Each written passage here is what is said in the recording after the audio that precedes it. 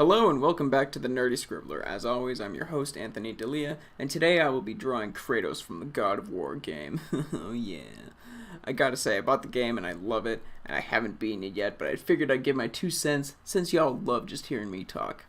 The game opens up with a dead wife. Her funeral is being held by her widowed husband Kratos and their son Atreus. After an amazing encounter with a stranger, Kratos and the boys set off on a quest to fulfill his wife's final wishes of spreading her ashes atop the highest peak.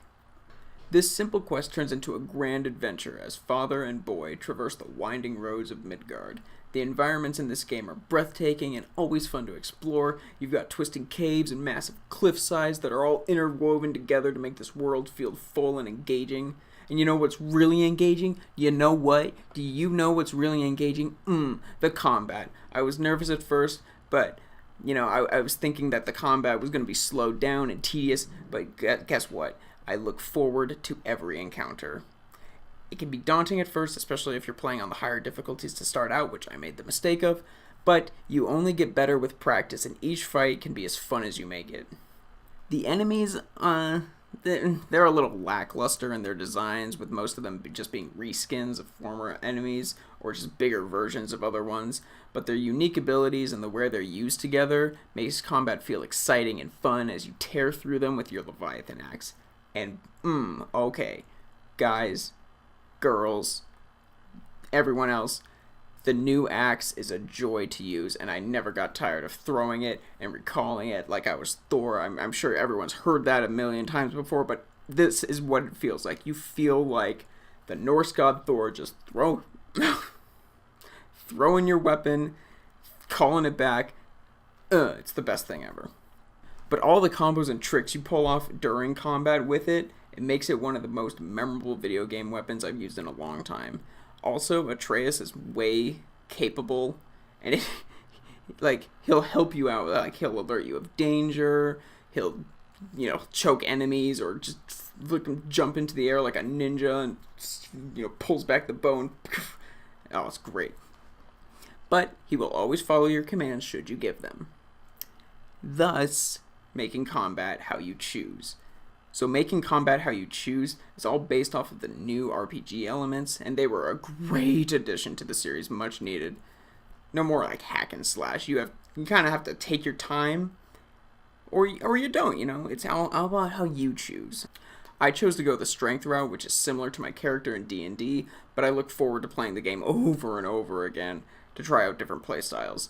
The text on the screen was kind of small, and there's no way to scale it. So I spent a lot of time in the menus trying to read them, but that got me more familiar with the RPG stuff because I was constantly in the menus, so lose/win? Okay, but I know why you're all here.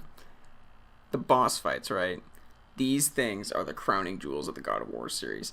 The first one pumps your entire body full of adrenaline and leaves you craving more. You just, with every punch, with every blow that you take, with the stranger takes, you're just like, yeah, give me more.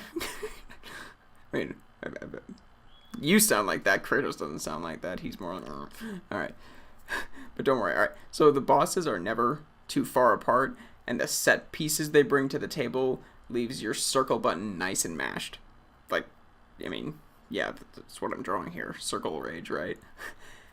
And if you never die, the game is all done in one shot, which is just insane. There's no loading screens, there's no cutaways, it's all one continuous shot. So you feel closer to Kratos, you feel closer to his son, you feel like you're just there. It's that engaging. It's an experience. Taste it. It's the best taste in the world. It's an experience. It's like a great meal. And as the journey goes on, Kratos becomes a better parent, Atreus becomes a better warrior, and it's nice to see these two different characters become that family unit, even without the mom being there. It's nice to see the love that's in this relationship. And it's also cool to see Kratos be a little bit more cool-headed outside of combat. He's not just always angry. He has moments where Atreus and himself get into conversations, and Atreus remarks that, oh, you're not the best storyteller because Kratos, he never told a story before. It's great. It's great to see how they bounce off of each other like that.